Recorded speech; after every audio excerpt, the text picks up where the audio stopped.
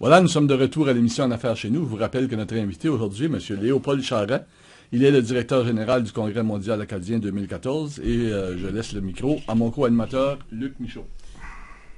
Bon, Monsieur Charest, moi, il y avait une question qui me tracasse, pas tracassait, en tout cas, que je me posais comme question, puis je suis intéressé de vous la poser. Je suis content que vous êtes là pour pouvoir la répondre, mais c'est que je trouvais, quand on organise quelque chose comme dans une région comme ici, parce qu'il y avait 3 grandes régions, le Québec, le Nouveau-Brunswick, le Maine, ce qui a été un avantage pour probablement avoir le Congrès mondial acadien ici. On a réussi à l'avoir probablement en se servant de cette chose-là. Ben, c'est différent de si on compare ça, exemple, quand que le Congrès mondial acadien est d'une place comme à Caraquet. Si on rentre, je sais pas, 50 000 personnes dans un village comme Caraquet, c'est différent ici. Ça doit représenter un défi. Pouvez-vous nous jaser de ça un peu, ce défi-là? Je vais te répondre sur 3 plans, je pense, pour les auditeurs, là. Oui, effectivement, je pense que le fait d'avoir les 3 régions, d'avoir un petit peu du Maine, un petit peu du Québec, puis un petit peu du Nouveau-Brunswick, ça nous a aidé à avoir le Congrès. Je pense que si on n'avait pas eu cette réalité-là, je pense que, tu sais, parce qu'on avait de la grosse compétition, souvenez-vous, là, pour ce Congrès-là, puis on a été très contents de l'avoir. Bon, cela dit, quand Étiez-vous là au départ lorsque la mise en candidature a été déposée? Personnellement, moi, oui, j'ai travaillé sur le dossier de mise en candidature. Oui, tout à fait. Et puis, bon, mais je n'étais pas directeur général, évidemment. Bon, cela dit, quand on a 3 régions comme celle-là, après ma barre, c'est 3 régions qui se ressemblent beaucoup. On sait sur le plan économique, etc. Mais d'un autre côté, c'est 3 régions qui ont des réalités politiques différentes. Donc, ça a été compliqué. Ça, il faut le dire, ça a été le fun, là, mais ça a été compliqué. Mais enfin, ces 3 régions-là présentent maintenant tellement de potentiel de développement. Puis c'est là-dessus qu'on travaille. Je veux insister sur le fait que, comme retombée du Congrès mondial acadien, on a mis en place le groupe de chefs de file sur le volet économique qui va travailler évidemment avec les chambres de commerce et tout ça. Vous savez qu'on a une 40aine de chefs de file là, des 3 régions qui ont promis de continuer le développement économique de cette région-là. Donc, de trouver un moyen de ramener le Témiscouata, la partie du Maine qui nous touche et cette partie nord-ouest du Nouveau-Brunswick à travailler ensemble pour du développement économique. Donc, c'est excitant que ça soit comme ça. Et ces 3 régions-là, maintenant, essayent d'en former une seule.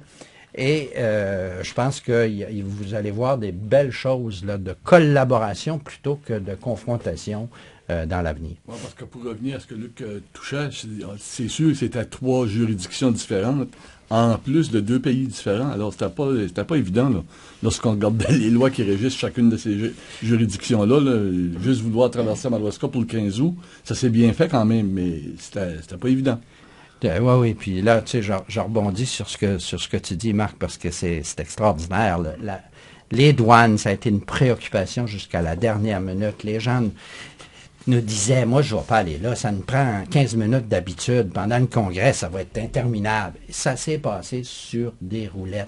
Puis je remercie les douaniers des 2 côtés. On avait promis qu'ils auraient des sourires. Puis ils en ont eu. Puis c'était agréable. Les gens m'ont dit, on a pris la navette, on a traversé, c'était le fun, c'était l'ambiance. En tout cas, ça, c'est une très, très belle réussite, effectivement.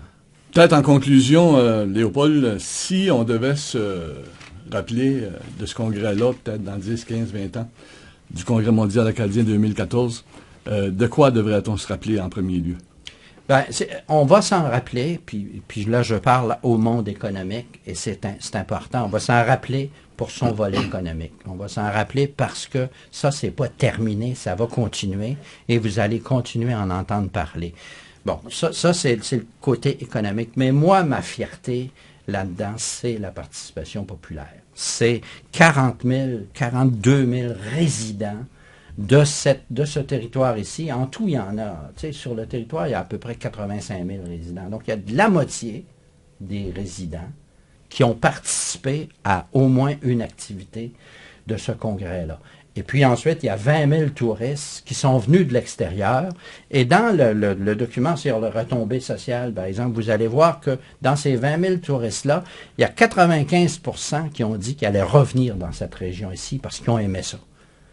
97% étaient très, très satisfaits des activités du Congrès mondial acadien. C'est-à-dire, c'est ce que vous allez voir dans le document. Je vous invite à le lire parce qu'il est vraiment exceptionnel. Bon. Alors, je pense que peut-être que Luc, avais-tu quelque chose à rajouter?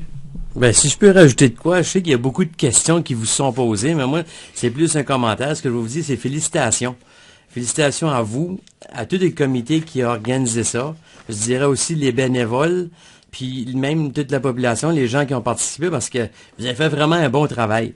Puis c'est vrai que ça a été un succès. Moi, au-delà de tous les chiffres et les études qui sont sorties, moi, juste comme un gars de la place qui a participé, j'ai participé, puis j'ai vraiment aimé ça. Fait que, félicitations. Merci beaucoup, beaucoup. C'est apprécié. La même chose à mon niveau. Je pense que ça a donné une chance, pas juste à moi, mais à plein de gens de la région de se rencontrer, puis de rencontrer des cousins, des cousines du Maine ou du Témiscouata pour nous, puis de la même chose pour eux.